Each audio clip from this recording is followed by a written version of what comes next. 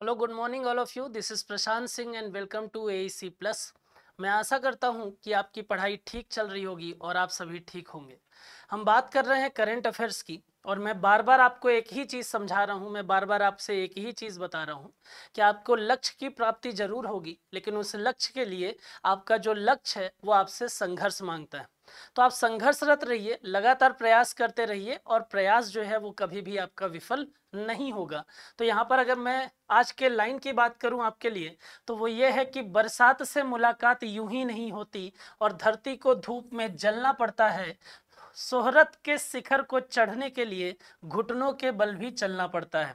तो घुटनों के बल चलना पड़ेगा, तो घुटनों के बल चलें, संघर्ष करें और संघर्ष करके प्रयास करके यहाँ पर आप अपने लक्ष्य को प्राप्त करिए। यहाँ पर देखेंगे तो घुटनों के बल चलने का ये मतलब नहीं है कि आपको घिसटना है। घुटनों के बल चलने पड़ता है इन द सेंस कि आपको मेहनत करनी है और उस मेहनत का फल जो है वो आपका लक्ष्य, आपका एम जो है वो मिलेगा, तब आपको प्राप्त होगा। बात समझ में आ रही है? तो मेहनत करते रहिए, प्रयास करते रहिए और एक दिन आप जरूर सक्सेस होंगे। मैंने आपसे लास्ट क्लास में एक क्वेश्चन पूछा था और मैंने ये पूछा था कि आईएनएस किरपान जो है वो किस देश को भारत के द्वारा उपहार के रूप में प्रदान किया गया है। तो उसका राइट आंसर जो है वो वियतनाम था। और यहाँ पर आपको पता होगा, आपने इन चीज़ों को देखा होगा कि भारत के जो रक्षा मंत्री हैं, जिनका नाम है, अगर आप देखेंगे तो भारत की अगर मैं बात करता हूं तो भारत ने किसको ये उपहार में दिया है? तो भारत ने ये उपहार में दिया है वियतनाम को, राइट। और भारत के जो रक्षा मंत्री हैं उनका नाम है श्री राजनाथ सिंह। और वियतनाम के जो रक्षा मंत्री हैं उनका नाम है जॉन वॉन बियांग।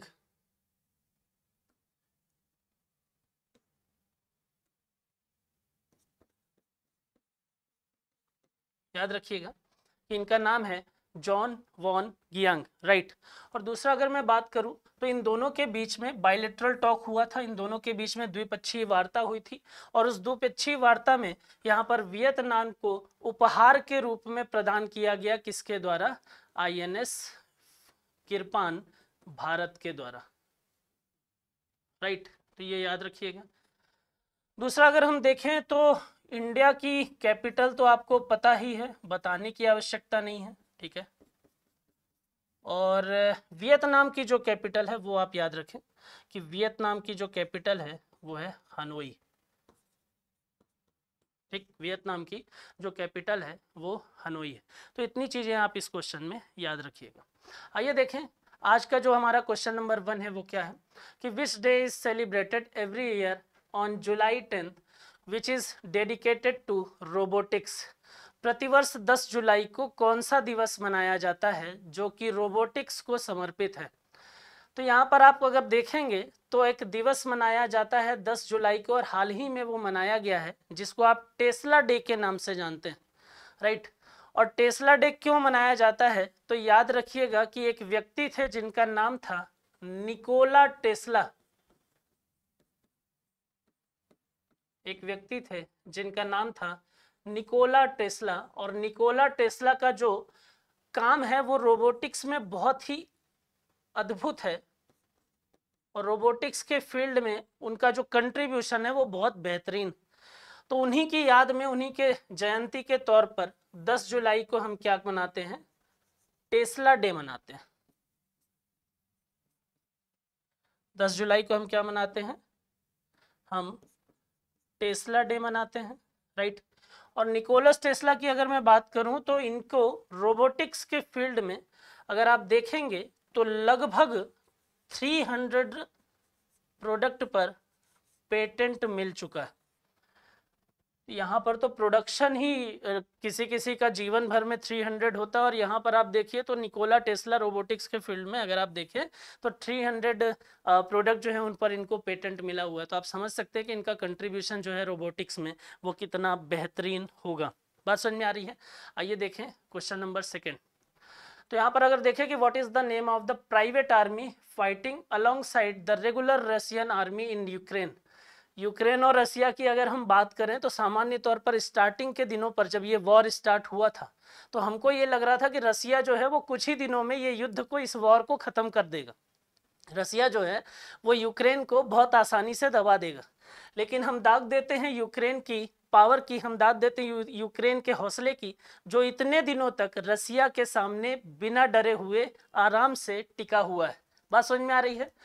तो इसी तरीके से अगर मैं यूक्रेन की बात करूं, इसी तरीके से जैसा यूक्रेन का हौसला है उसी तरीके से आपका भी संघर्ष होना चाहिए और आप भी बिना डरे हुए आप बस लगे रहिए और एक दिन जीवन में संघर्ष आपका जरूर रिजल्ट जो है वो लेकर आएगा। यहाँ पर अब बात करते हैं कि यूक्रेन में नियमित रूसी सेना के साथ लड़ने वाली निजी सेना का क्या नाम है। तो उस सेना का आप अगर बात करेंगे तो उसका नाम है वैगनर ग्रुप, है ना। तो अगर आप उसकी बात करेंगे तो उसका नाम है वैगनर ग्रुप। अब ये जो वैगनर ग्रुप है वो क्या है, वो लगातार रूसी सेना के साथ में लड़ाई लड़ रही है, बिना डरे बिना थके लगातार ये क्या कर रही है, इनके साथ में लड़ाई लड़ रही है और अपना हौसला जो है वो यहाँ पर दिखा रही है। तो वैगनर ग्रुप क्या है, वो एक प्राइवेट आर्मी है रूसी सेना की जो लगातार रसिया के माफ करिएगा यूक्रेन सेना की जो लगातार रूसी सेना के साथ में लड़ाई जो है वो लड़ रही है। अगर मैं बात करूं तो इस क्वेश्चन में ये तो आपको पता चल गया, लेकिन इसके कुछ बेसिक चीजें और देख लीजिए। अगर हम बात करें किसकी, हम बात करते हैं यूक्रेन की, हम बात करते हैं रूस की, राइट। तो अगर मैं यूक्रेन और रूस की बात करता हूं तो रसिया जो है वो बहुत पावरफुल दिखाई देता था। रसिया जो है वो यूक्रेन के कंपेयर में बहुत ही ज़्यादा पावरफुल दिखाई देता था और हमको ये लगता था कि यार रसिया जो है वो आराम से यूक्रेन को दबा देगा, आराम से ख़त्म कर देगा। लेकिन यहाँ पर यूक्रेन की जो ताकत है, यूक्रेन का जो हौसला है वो देखते ही बनता है। इनके लिए अगर आप बेसिक चीज़ों को देखेंगे तो यूक्रेन की राजधानी जो है वो कीव है। यूक्रेन की राजधानी कीव है और रसिया की राजधानी जो है वो मॉस्को है। बात समझ में आ रही है? इन दोनों के वॉर में इन दोनों के जो हेड हैं, इन दोनों के जो प्रेसिडेंट हैं वो काफ़ी ज़्यादा पॉपुलर हुए और उनके नाम आप जरूर याद रखिए। और आपको पता भी होगा कि यूक्रेन के जो प्रेसिडेंट थे उनका नाम था जेलेंस्की, राइट। और रसिया के जो प्रेसिडेंट हैं इनको तो आप जानते ही होंगे, व्लादिमीर पुतिन, राइट। तो एक हैं जेलेंस्की और दूसरे हैं पुतिन।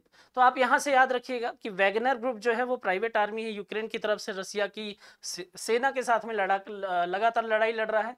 यूक्रेन की राजधानी जो है वो कीव है और यूक्रेन के जो हेड हैं वर्तमान में वो जेलेंस्की हैं।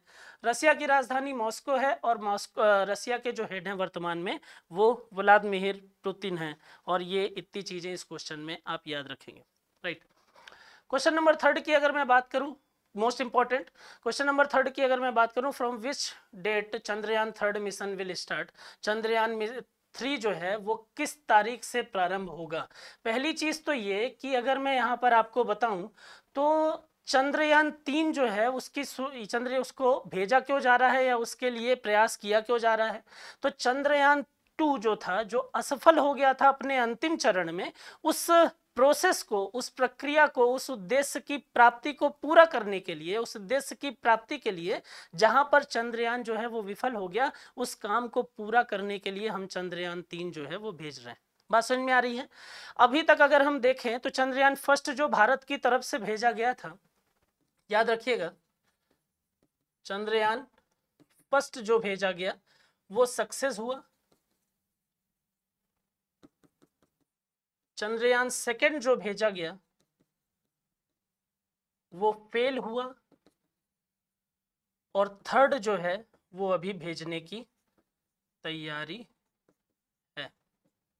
बात समझ में आ रही है? अब ये सक्सेस होगा या फेल होगा, हम इस बात से की आशा करके चल रहे हैं कि ये सक्सेस होगा। और आप ये देखिए कि अगर ये चंद्रयान 3 जो है वो सक्सेस हो गया और भारत जो है चंद्रयान 3 के तहत भारत जो है वो चंद्रमा पर सॉफ्ट लैंडिंग कर लेता है, तो ऐसा करने वाले देशों में भारत जो है वो चौथे स्थान पर आ जाएगा। तो ये याद रखिएगा कि अगर भारत का ये चंद्रयान 3 सक्सेसफुली लैंडिंग कर लेता है तो भारत जो है वो ऐसा करने वाला वाला विश्व का चौथा देश बन जाएगा। बात समझ में आ रही है। अब क्वेश्चन ये उठता है कि सर चंद्रयान 3 जो है वो कब जारी किया जाएगा, तो वो जारी किया जाएगा 14 जुलाई 2023 को। बात समझ में आ रही है।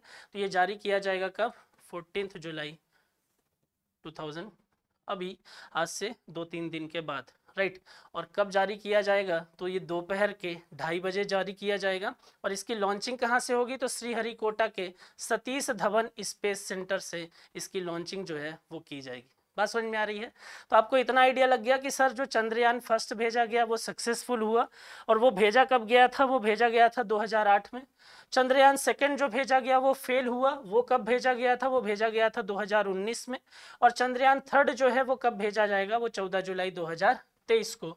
तो याद रखिए ये 2008 का है, ये 2019 की बात करेगा, और ये बात करेगा 14 जुलाई 2023। बात समझ में आ रही है ना। तो यहाँ पर आप तीनों चंद्रयान जो है वो याद रखिए। दूसरा अगर मैं बात करूँ यहाँ पर, तो आप देखेंगे कि ये किसके द्वारा किया जा रहा है, तो इसरो के द्वारा। इंडियन इसरो आप जानते होंगे, और इंडियन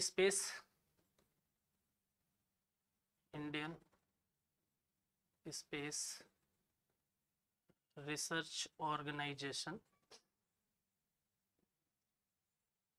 और करंट में अगर मैं बात करूं यहाँ पर इसरो के हेड की, तो वर्तमान में इसके जो हेड हैं उनका नाम है एस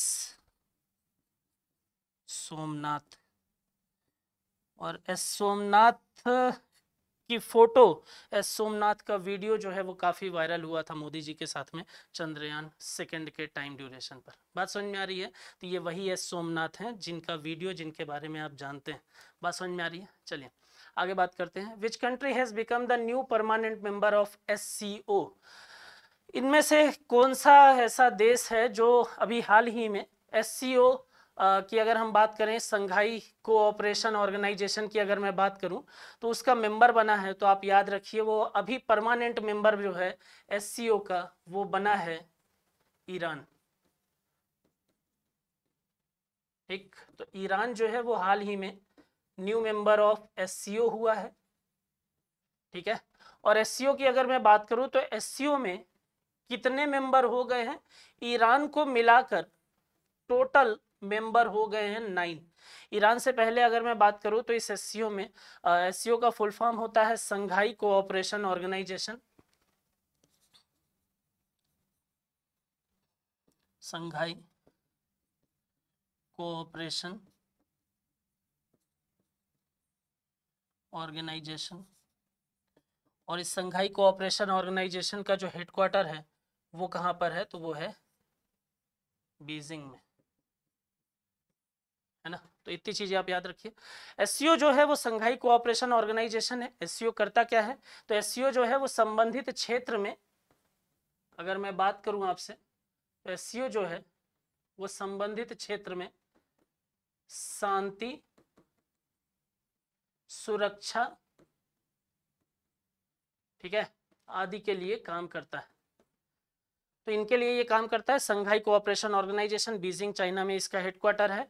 वर्तमान में ईरान जो है हाल ही में वो क्या हुआ है, इसका परमानेंट सदस्य बना है। और इसको मिलाकर अगर हम देखें ईरान को मिलाकर, तो इसमें 9 सदस्य जो हैं वो हो गए हैं। पहले इसमें कितने सदस्य थे, इसमें 8 सदस्य थे। और 8 सदस्य कौन कौन, तो चाइना, रूस, Bharat, Pakistan, Kazakhstan, Kyrgyzstan, Tajikistan और उज्बेकिस्तान। तो यहाँ पर अगर आप देखेंगे तो ये 8 सदस्य जो थे, और इन सदस्यों में एक नाम जो है वो और जुड़ जाएगा, और वो नाम है क्या, ईरान का। बात समझ में आ रही है। तो हाल ही में अगर आप देखा जाए, तो हाल ही में ईरान जो है वो क्या हुआ है, वो इसका सदस्य बना है। और ईरान के बारे में अगर देखें, तो ईरान की जो राजधानी है वो क्या है, वो है तेहरान, है ना। तो ये इतनी चीज़ें आपको इसमें याद रखनी है। तो यहाँ पर आपको इतनी चीज़ें क्लियर हो गई। SCO मतलब संघाई कोऑपरेशन ऑर्गेनाइजेशन। SCO मतलब संघाई कोऑपरेशन ऑर्गेनाइजेशन, ठीक है। SCI में FCI SCO में परमानेंट मेंबर जो हैं वो 9 हो गए हैं। और शांति सुरक्षा संबंधित क्षेत्र में शांति सुरक्षा के लिए ये काम करता है। इसका हेडक्वार्टर जो है वो बीजिंग में है। और ईरान जो अभी लेटेस्ट मेंबर हुआ है उसकी राजधानी क्या है, तो उसकी राजधानी तेहरान है।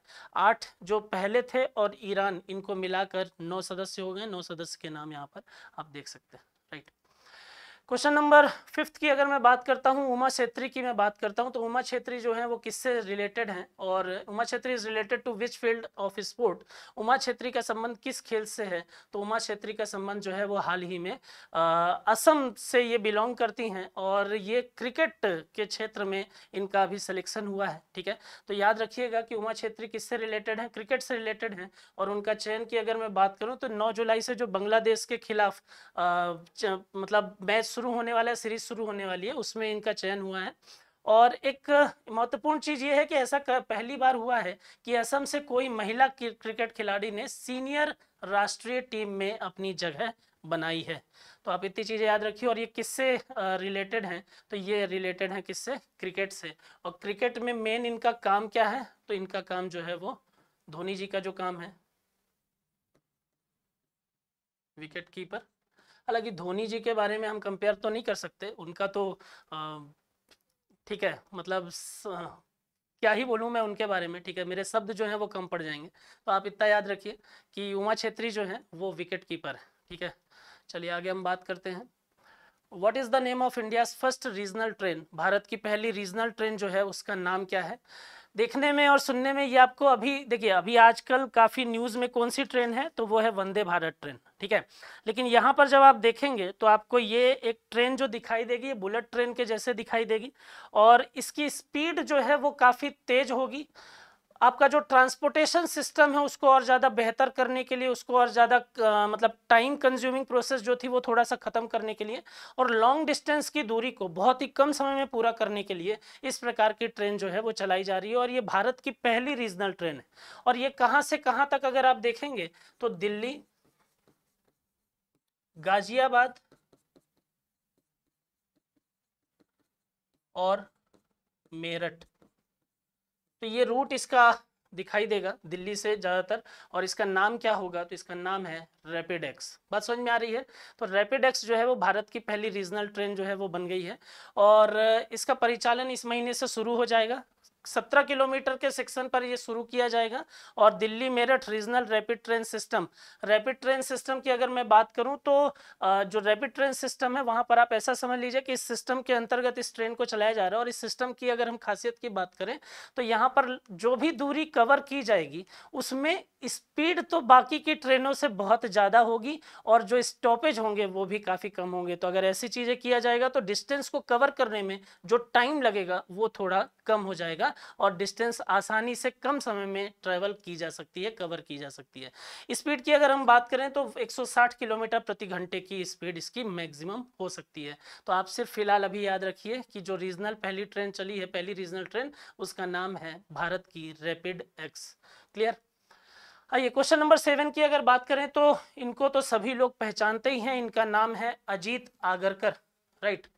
भारत अगर मैं बात करूं, who has been appointed as the chief selector of Indian men's cricket team. भारतीय पुरुष क्रिकेट टीम के मुख्य चयनकर्ता के रूप में किसे नियुक्त किया गया है, तो नियुक्त किया गया है श्री अजीत आगरकर को। काफ़ी मतलब इनके योगदान जो है वो भारतीय क्रिकेट टीम में काफ़ी है, ठीक है। और पहले के समय पर पूर्व में आप देखेंगे तो फास्ट बॉलिंग के तौर पर, और भारत का अगर मैं बोलूं कि सबसे पहला हमारे जानकारी में अगर आप देखेंगे तो सबसे पहला ऑलराउंडर जो काफ़ी फेमस हुआ था वो है अजीत आगरकर जी। बात समझ में आ रही है। तो याद रखिएगा कि अभी मतलब अगर आप देखेंगे तो chief selector of Indian cricket team जो है मेंस की, वो बन गए हैं अजीत आगरकर, ठीक है।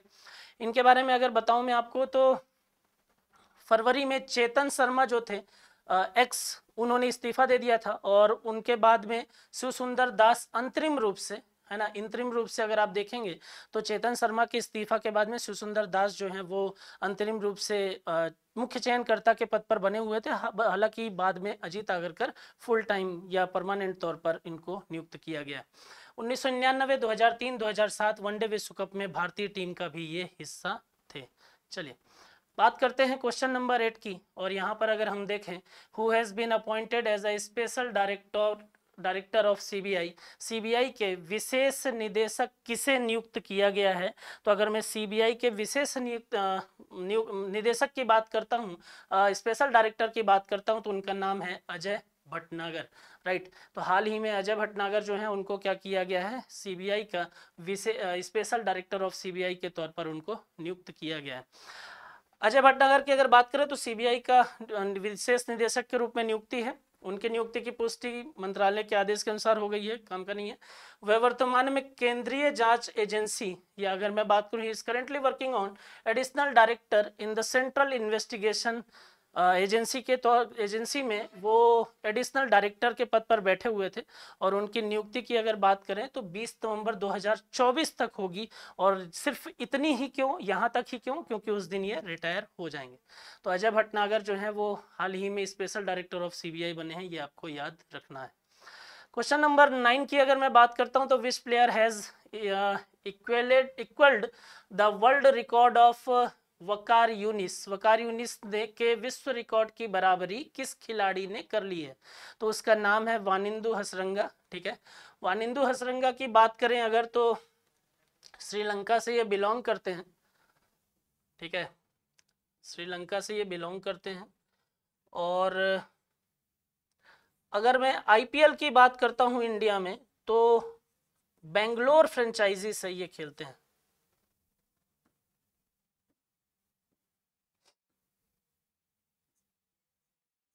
ठीक, तो ये याद रखिएगा, ठीक है। और किसके रिकॉर्ड को तोड़ा है? तो इन्होंने अभी रिकॉर्ड को तोड़ा है वकार यूनिस के। क्वेश्चन नहीं उठता कि सर किस रिकॉर्ड को तोड़ा है? तो हसरंगा की अगर बात करते हैं, तो हसरंगा जो है वो लगातार 3 वनडे में, ओडीआई में 5 विकेट लेने वाले क्रिकेटर बन गए, ठीक है। अब यहाँ पर देखिए क्या बोल रहा है, अगर जिम्बाब्वे में खेले गए आईसीसी विश्व कप क्वालिफायर 2003 में एक मैच में आयरलैंड के खिलाफ यह उपलब्धि उन्होंने हासिल की थी। और श्रीलंका के लेग स्पिनर हसरंगा ने इतिहास रचते हुए लगातार 3 वनडे में 5 विकेट लेने वाले दुनिया के पहले स्पिनर बन गए हैं। और वकार यूनिस जो है उनके रिकॉर्ड की इन्होंने बराबरी कर ली। बात समझ में आ रही है? तो ये याद रखिएगा कहाँ से रिलेटेड है, श्रीलंका से। आईपीएल की बात करें, बेंगलोर फ्रेंचाइजी के साथ में ये खेलते हैं, हालांकि 2023 में इन्होंने खेला है, आगे क्या होता है देखते हैं, है ना। और 5 विकेट लगातार 3 ओडीआई में इन्होंने लिए हैं, और वकार यूनिस जो थे उनके रिकॉर्ड की बराबरी कर ली है, और लेग स्पिनर के तौर पर ये विश्व के पहले नंबर पर पहुंचे हैं ऐसा करने वाले क्रिकेटर में, राइट। आइए क्वेश्चन नंबर 10 की अगर मैं बात करता हूं, Anant Maheshwari has been the president of which company? Anant Maheshwari कौन सी कंपनी के प्रेसिडेंट रहे हैं? अनंत महेश्वरी ने हाल ही में इस्तीफा दिया है, और वो माइक्रोसॉफ्ट इंडिया के प्रेसिडेंट थे, ठीक है। तो माइक्रोसॉफ्ट इंडिया के प्रेसिडेंट अनंत महेश्वरी लगभग 7 साल के कार्यकाल के बाद अपने पद से इस्तीफा दे दिए हैं, और इससे पहले हनीवेल और मैकेंजी एंड कंपनी जैसी कंपनियों में प्रमुख पदों पर ये काम कर चुके हैं। तो याद रखिए किससे संबंधित है, ये माइक्रोसॉफ्ट इंडिया नाम की कंपनी जो है उससे ये रिलेटेड है, राइट। आपके लिए जो क्वेश्चन है आप मुझे कमेंट करके बताएंगे। आपके लिए जो क्वेश्चन है ये है कि recently which organisation has announced new role for domestic T20 matches? हाल ही में किस संस्था ने घरेलू T20 मैचों के लिए नए नियम का ऐलान किया है? तो किस संस्था ने किया है, इसका आप मुझे आंसर बताएंगे। क्रिकेट प्रेमियों के लिए ये थोड़ा आसान सवाल हो सकता है, लेकिन जो लोग क्रिकेट से बहुत ज़्यादा जुड़े नहीं हैं वो थोड़ा मेहनत करें, थोड़ा देखें कि अगर किस प्रकार का ये क्वेश्चन है और कहाँ से ये आया है, और कहाँ पर किस कंट्री ने, किस ऑर्गेनाइजेशन ने, अगर हम बात करें तो किस ऑर्गेनाइजेशन ने ये परिवर्तन जो है वो किया है। तो इसका आंसर आप मुझे कमेंट करके बताइए, राइट। तो आज के लिए अगर हम बात करें तो इतनी चीज़ें हैं। आप खुश रहिए, पढ़ाई करते रहिए। Thank you so much.